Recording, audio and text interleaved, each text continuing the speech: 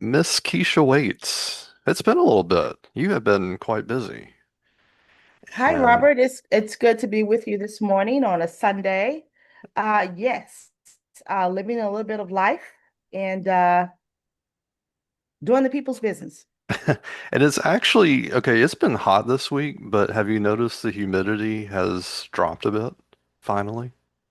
I think we're getting into some fall here and we're getting ready for some football, but what else are we getting ready for? Some elections. This is definitely silly season, sir. And Right so there. I know that right now, if you plan to vote by mail, you can already apply for your ballot. But also, if you're not registered, I believe the deadline, you're not late for that either if you need to check your registration. So there's some reminders there. But Miss Keisha, so it's been a bit, but you are still busy, and we are leading up to these fall elections. And so share with us what you're running for this time Absolutely. around. Thank you, Robert, and thank you for this wonderful opportunity to speak directly to your audience, but also the people of Georgia. I am currently running for Georgia Insurance Commissioner. In the state of Georgia, this is a elected role. And if I may, give a little bit about the role and why this matters to every single Georgian. Sure, of course, please do. Okay, so the Insurance Commission of Georgia is charged with a couple of things: protecting Georgia consumers, combating insurance fraud, which we know in Georgia is a major challenge, enforcing insurance laws. We are required to investigate violations of Georgia code from the General Assembly, suspend and revoke licenses of insurance agencies when necessary, issue fines and administrative penalties for violations.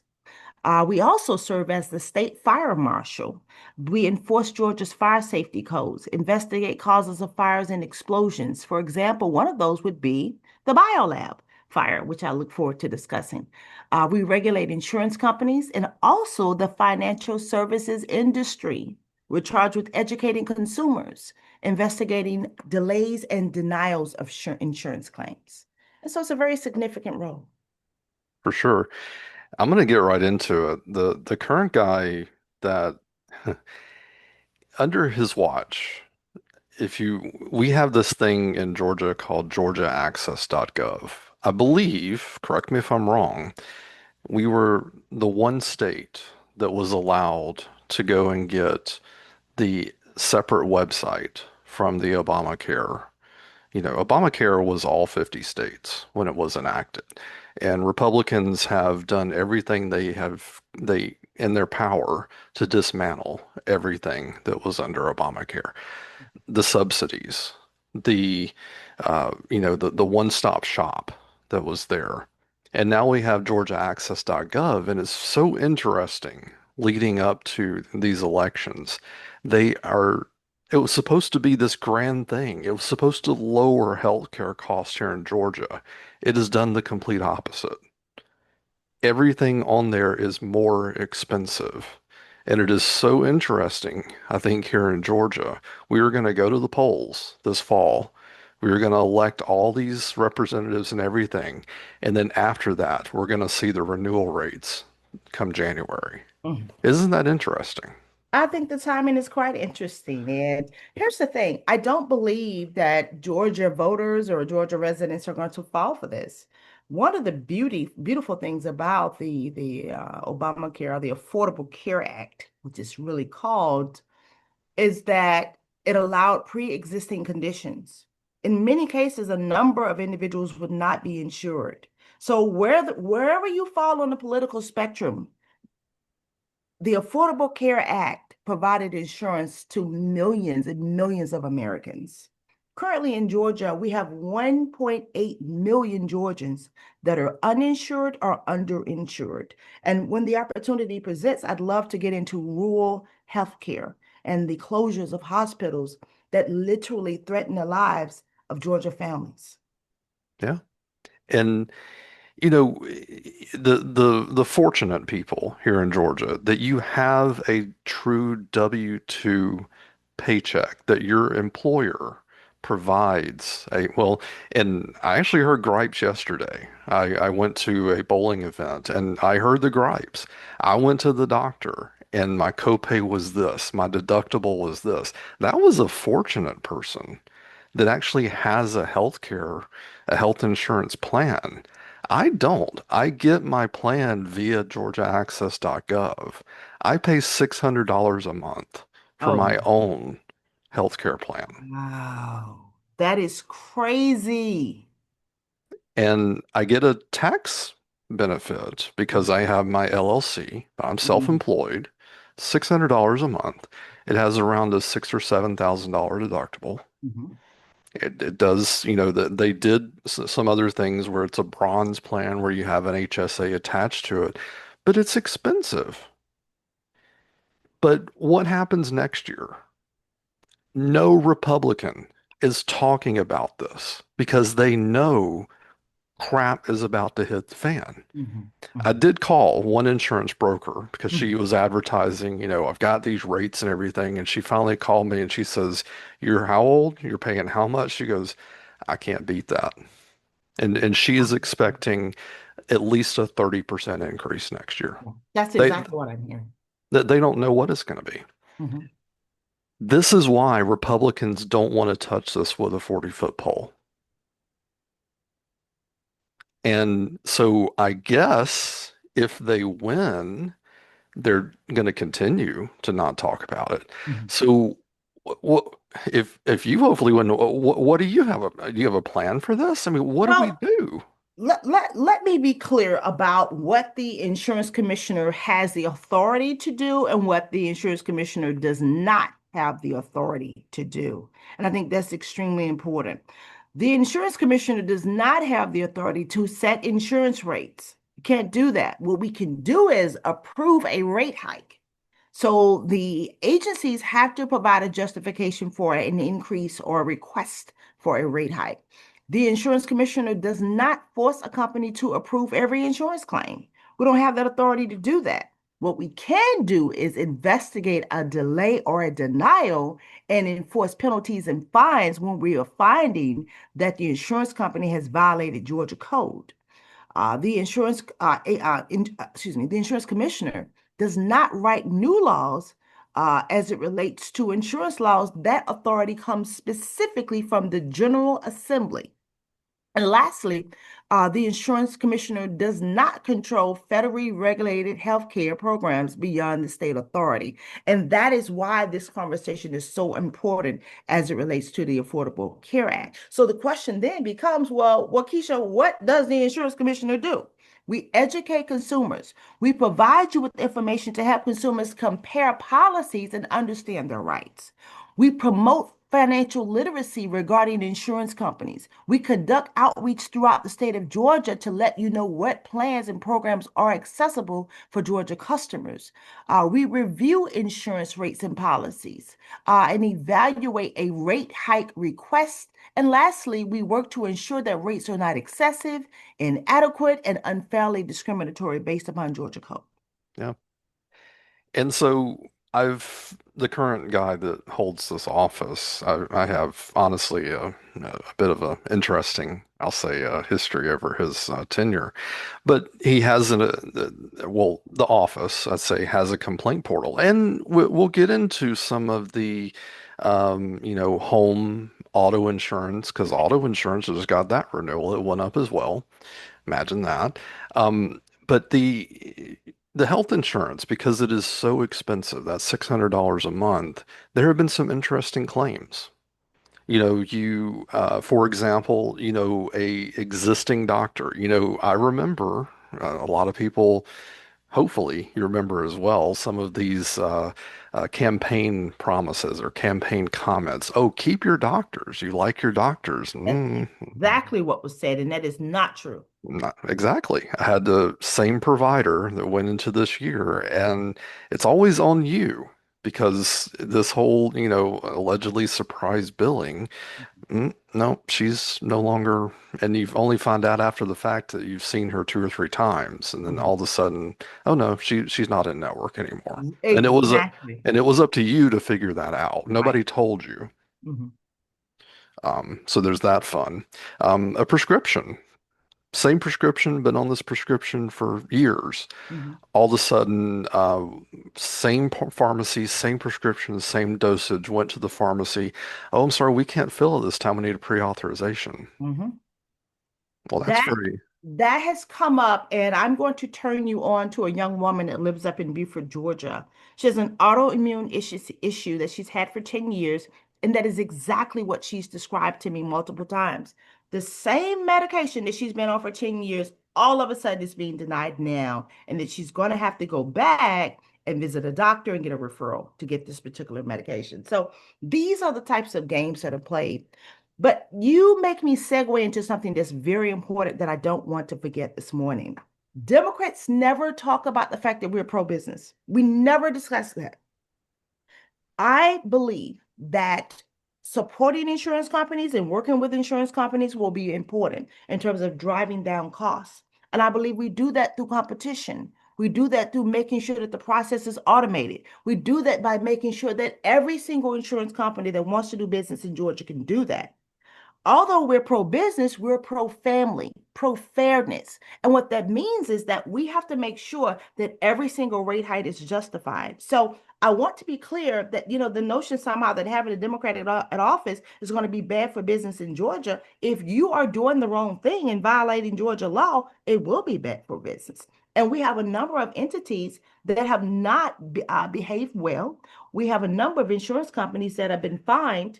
In fact, these fines were issued under the King administration, but they have never been enforced. So I'm going to shoot you this email, which I think will be mm, very, very important. Another example, rural Georgia is being hit hard because hedge funds are buying up all the insurance companies in that area. And for a small community, we all know what an insurance company means to those communities. It provides jobs and it provides an information source, and it's literally a part of the fabric of the community. And lastly, before we go, I want to briefly touch on telehealth, which I believe will be the future of healthcare in rural Georgia. well, I don't know how we got through COVID without it, but please, yeah. So in rural Georgia, we've had so many hospital closures, Robert, that literally we have families that are driving 50 to 75 miles for healthcare. Mhm. What I would like to see, and please understand that we know that there is no comparison to having an actual hospital. A gunshot wound, telehealthcare is probably not going to do No. anything for you.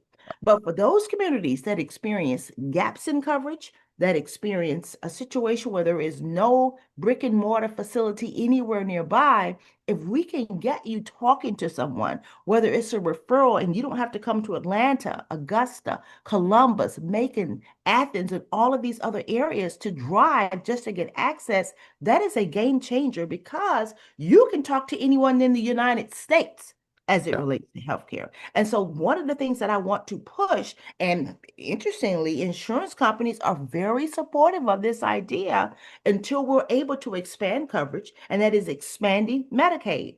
Most people don't know that the Fed shares a 90% match versus the contribution from the state. So there's no logical reason why we would not have expanded Medicaid in Georgia. It's just not good for business. It's not good for the economy. And lastly, it's not good for consumers. Well, the devil's advocate is the Republican candidate for governor, has a lot of feelers in healthcare. So he claims that he's going to release all these state contracts, but of course we've heard that before. So yeah, I don't know that I will say we did go to a concert up in Alpharetta, and he had a very posh little couch right in the middle of the amphitheater for Jackson Healthcare. That there were no other little boxes in the amphitheater looked quite as nice as his little box. So just interesting there. It So, is. It is. It is. but getting back to Mr. King that holds the office, I want to share another little story. When I found and it's not just the well, to lead up to the story here, it's very interesting that these insurance companies that we have here in Georgia you file a claim. There's questions sometimes about the claim or just an outright denial. But, why is it so difficult? You buy insurance, if you have a valid claim, it should be paid. So Mhm. why do we have to then, it's denied or you have to get a lawyer or things like that? It's so Mhm. difficult for them to pay a claim or Mhm. to approve a claim. Mhm. So, I found that there's a complaint form on Mhm. the insurance commissioner's website. And if you Mhm. were to, I'm sure you would take this over if you were, the insurance commissioner. And Mhm. it takes complaints of, health insurance, casualty insurance, all different types Mhm. of, what have you. But around that time, Mr. King was also looking to run for Senate here in Georgia.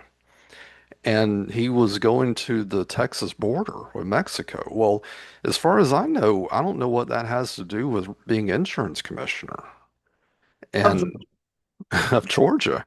And actually, I found that there was actually an insurance and fraud, fax line. I said, well, we need help here in Georgia.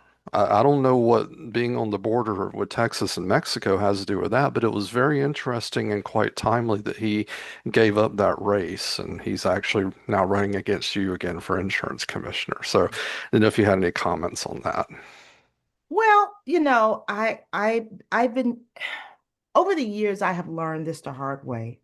I don't have anything personal against Mr. King. I thank him for his service to the state of Georgia. We're talking specifically about Georgia families, and the question is this: is do no harm, right? So as elected officials and community leaders, we're charged with doing no harm. I think it's also important to note to your audience that Mr. King initially was never elected. He was appointed by the governor's office. Mr. King comes from a law enforcement background. And I'm not saying that there's any germaneness. I don't have an insurance background. However, I did come from the Georgia General Assembly, where I served 3 terms, serving on committees, public safety, transportation, and finance, in addition to juvenile justice. During my tenure with the City of Atlanta, we also tackled insurance issues. But I will tell you this that I think there is some germane. This is that I spent 10 years working for FEMA on the road where I worked with families that had lost everything. I've seen families that had lost loved ones. I've seen insurance work as it should, and I've seen failures in the insurance system. And so, what it is that I'm hoping is to bring that expertise, those relationships to the table to fill in the gaps and figure out how we can make insurance serve everyone and do it at a fair cost and a fair price. Robert, we have seen when insurance doesn't work in the state of California. A number of insurance companies walked away, left the table, and left many homeowners on the hook following the wildfires. We've seen this happen also down in the state of Florida. So, for the most part, many of us in Georgia have been subsidizing other states in terms of what we've seen and the challenges that they have faced. So, we know that we have to make sure insurance companies are solvent and that they're whole. So, when we need them, that they're there for us and we can depend and rely on the coverage that we've purchased. Insurance companies win, bet, and lose on your misery. And ultimately, at the end of the day, we're going to be required to pay these premiums. And our hope and prayer, and this is why we have to have these laws enforced, is that the insurance commissioner will be at the table to ensure that insurance companies are doing the right thing. Yeah. I mean, the Florida thing too. With several friends down Heartbreak. there, it is becoming just unaffordable, honestly. That there's one friend I know he had finally paid off his home, and so one of the things that comes along with that is the question, do I continue to even carry insurance on this home? He just decided to start putting the money in the bank and just risking it. And I have a And cousin that's in St. Pete, right off one of the Barrier Islands. And, many of them are in a situation where the flood coverage is around $1,700, depending upon the size of your home. It's just simply unaffordable for many. In fact, in many of those areas, you can't even get flood insurance yeah, following those hurricanes. And so, the system has a number of challenges and holes in it. We simply need to start day one in terms of making some of those repairs. And I think we do that by looking at what has worked. One of the biggest complaints that I'm getting from insurance companies is that the process is not automated. It needs to be streamlined and that it is very difficult. You talked about this earlier in our pre-conversation that there needs to be a marketplace where you can compare rates. That is one of the very things that I'd like to put in place where you can simply look at every insurance company. There is no reason why you can't talk to anyone all over the United States that does business right here in Georgia. It is my hope to double the number of insurance companies that are doing business. Yeah, Now, for some insurance companies, that may be frightening to them, but for the consumer, that is great for you. yeah, that's very interesting. And we health insurance and why is it every 50 of our state or every one of our 50 states has its separate, it's just interesting. It is fascinating. I That also want to note that small businesses, Robert, are the backbone of Georgia's economy, and rising insurance costs threaten their ability to grow. And so, again, as I said, I'm interested in streamlining commercial filings, expanding competitive options in terms of the small business network, and finally, reducing the administrative barriers that actually drive up costs to consumers. yeah. And even getting back into the homeowners, we actually had a couple of claims. It was either earlier this year or last year with our homeowners company, and it ended up going through small claims. And it was so interesting to me that when the claims went through, and an attorney over, and I think he was in Cartersville, called me, and I don't think I'm, covering anything that's like secret because I'm not mentioning the company or anything. But Mhm, he mhm. says, do you really want to go over to court in Decatur? Last time I went over to court in Decatur, I was there all day. Do you really want to go do that? I said, no, not really. I just want you to pay the claims. He goes, I think that's a good idea too. And I'm like, well, why are we even having this conversation? Isn't that something? Why did the insurance company need to pay you for us to have this conversation? Right. And that's just another example of the challenges that consumers are facing. Now, remember, now, if we're talking about a senior citizen or someone that's working 40 hours a week and providing for a family, many people just don't have time to deal with this. I think it's also important to talk about the role of AI in insurance. Yeah, Technology and cyber crimes are reshaping the insurance industry completely. And we must be ready here in Georgia. I am interested in requiring insurers to adopt a strong cybersecurity standards, that is, to safeguard personal data. We've seen when there is a failure through some of the banks, financial lenders. And lastly, we need to disclose how artificial intelligence is being used in the underwriting process, in the claims process, and lastly, I'm interested in a cyber risk AI oversight unit. And what this unit will do is monitor emerging threats, protect consumer privacy, and ensure that the algorithms do not discriminate against vulnerable communities, senior citizens, specifically rural communities. And lastly, Georgia must embrace innovation while protecting families and businesses from digital risk.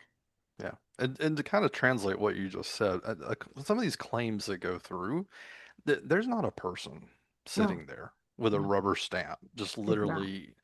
It's a computer. It's Computer. AI in a lot of cases. They're looking at inputs and they're going through and they're saying deny or reject or something like that. Mhm. It's not an evil person in a lot of these cases. Mhm. It's some, and this is the IT background in me. I've never worked specifically in, claims and insurance and what have you, but I feel like I have enough, understanding to know that. But again, there are other ways to program these decisions into these computers to not be so nasty in some cases, or just, as you mentioned, not only just overall, but in some cases just to leave out communities Mhm. or to leave out, certain demographics of Mhm. people. Yeah, it's scary, honestly, what some of the what some of the outcomes can be. And it's very interesting that, these struggles that we're going through with all of our municipalities with these data centers, that, literally that data center that may end up getting built is actually making the decision on the claim for your health care the other day or Absolutely. your home. So, think about that. Oh, that's fascinating to make the correlation. Delayed claims. Denied coverage and poor customer service are also among the top complaints from Georgia consumers. It is my hope to enforce strict timelines for claims processing. There has to be a standard as it relates to processing a fire claim, an automobile claim. We also must increase the penalties for unjustified delays. Require insurers to maintain adequate staffing for customer service. Many of us sit on hold for upwards to an hour to have a conversation regarding a premium or a policy that we're paying for. That is crazy. And lastly, we need to create a claims performance scorecard. When you're making a decision to decide who you want for your automobile insurance or your homeowner's policy or your health insurance, there should be a scorecard in place so that other consumers, just like a review on Amazon, can tell you this is what I've tackled, this is what I have dealt with, and this is why you should not be doing business with that company. So I completely support a claims performance scorecard so consumers can see directly how insurers treat their policyholders. And I want to say Medicare already has that, if I'm not mistaken. They do. Yeah. And lastly, we will be putting people first, ensuring that every Georgian receives fair, timely, and transparent claims. So, we're not trying to change the process from a no to yes. We're trying to change the timeline to ensure that there are no delays and to ensure that a denial is truly a denial. Yeah. Whew, so much.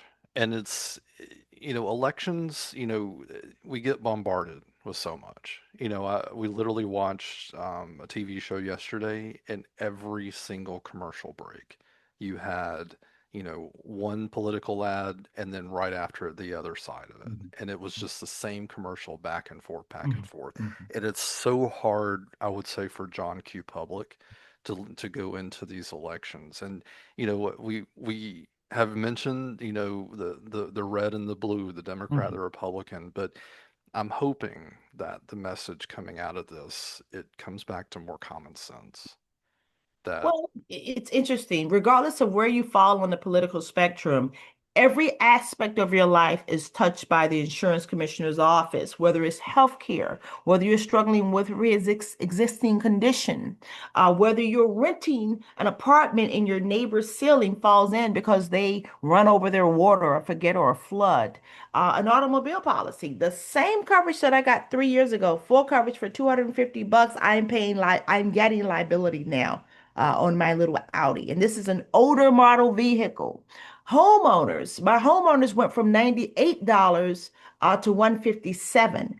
And I did make the decision to not bundle anymore because I didn't see a benefit. So my automobiles with State Farm, my home is with Allstate. And I say all of that to you to say that I am getting less coverage now. My auto has doubled and the homeowners policy has significantly increased as well. So, regardless of where you fall on the political spectrum, you can see that we have not had anyone working on behalf of Georgia consumers. yeah.